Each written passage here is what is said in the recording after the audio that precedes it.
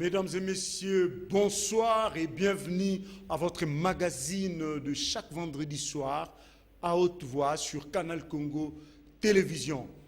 Le chef de l'État, Joseph Kabila, s'est prononcé il y a maintenant 48 heures devant la nation ou la représentation nationale à travers justement un discours sur l'état de la nation. La deuxième adresse, en l'espace de 4 mois, ce qui n'arrive pas toujours, eh bien, tout le monde était suspendu à ses lèvres pour savoir qu'est-ce que le président de la République avait encore à dire. Eh bien, nous l'avons suivi, vous l'avez suivi. D'aucuns se posent la question, était-il important qu'il parle? Est-ce qu'on avait besoin de notre message de lui? 4 mois pratiquement après celui du novembre dernier, eh bien, d'autres ont pensé que c'était le moment propice et les discussions sont allées dans tous les sens. C'est toujours dans cette foulée-là de tous les sens que nous allons continuer la discussion, cette fois-ci sur ces plateaux, avec des acteurs politiques. Nous avons sur ces plateaux ce soir Maître Gabin Lulendo à ma droite.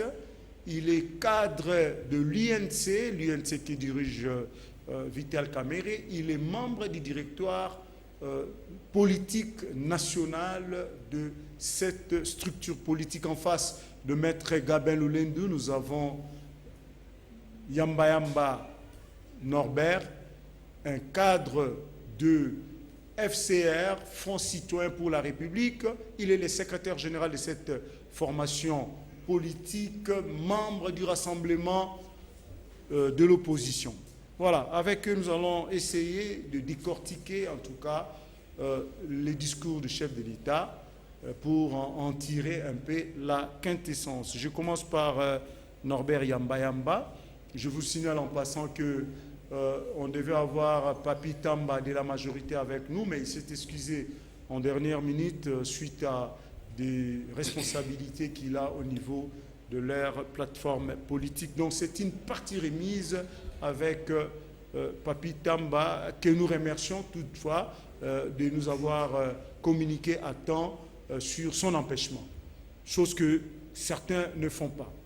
Bien, Norbert Yamba, merci d'être venu encore pour échanger avec nous. Avant d'aller dans le détail, est-ce qu'il était opportun que Joseph Kabila s'adressât encore à la nation 4 mois après, pratiquement après son message du mois de novembre dernier? Merci beaucoup d'abord pour l'opportunité que vous m'offrez de participer à cette émission. Il faut dire que le président de la République a une responsabilité, il a des prérogatives et il est censé rendre des comptes à notre peuple. Et il le fait généralement à la fin de chaque exercice, généralement en décembre. Mais lorsqu'il y a des questions questionnantes, lorsqu'il y a des problèmes qui exigent véritablement des solutions complexes, il va de bonne loi que le président de la République puisse s'adresser au Congrès. Pour les cas d'espèce, c'est justement une réunion presque spéciale, extraordinaire.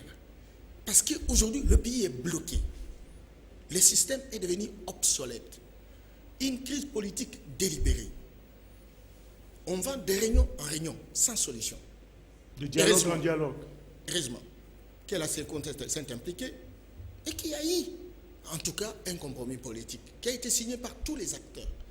Il me semble que, d'après le président de la République, 98% n'est-ce pas, des solutions trouvées. Il restait 2%.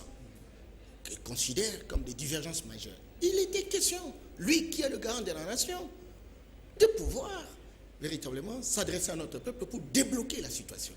Débloquer la situation suppose qu'en fait, pour les deux cas qui opposent les uns les autres, qu'il apporte sa manière de voir les choses, de manière à décrisper la situation politique, de manière à dédramatiser les relations politiques.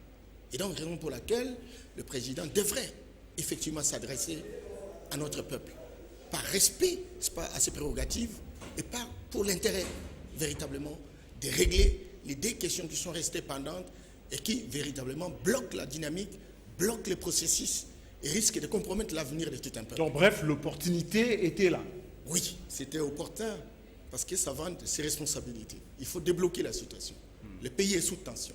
Le pays est sous bonbonne. On a besoin, n'est-ce pas, de celui qui est censé être le garant de la République de donner solution. Donc, il y avait opportunité. Encore que là, on va peut-être discuter sur les raisons raisonnantes de ce qui a été avancé. Est-ce que ça permettait véritablement la description qui a été recherchée? Tout à fait. Ça va suivre dans On les va discussions. en parler tout à l'heure. Maître Gabin Loulendon, merci d'être venu encore. Même question. Vous, au niveau de l'INC, est-ce que vous avez trouvé, c'est là opportun, un message de plus du chef de l'État à la nation pendant qu'il y avait déjà des travaux ouverts et presque déjà à la fin, et presque même avec des conclusions probantes et évidentes, mais voilà, le chef de l'État a préféré prendre lui-même la responsabilité de clôturer ce dossier-là. Merci d'abord pour l'invitation. Donc, je pense que, comme l'a dit mon aîné Norbert Yamba, c'était absolument opportun lorsque des questions majeures se posent, lorsqu'il y a des difficultés à pouvoir avancer, parce que l'accord de la Saint-Sylvestre, c'est un accord qui, en principe, doit nous permettre d'aller vers les élections. Lorsqu'il y a blocage à ce sujet, on ne peut pas dire que c'est anodin pour un président de la République de pouvoir se prononcer sur des questions majeures qui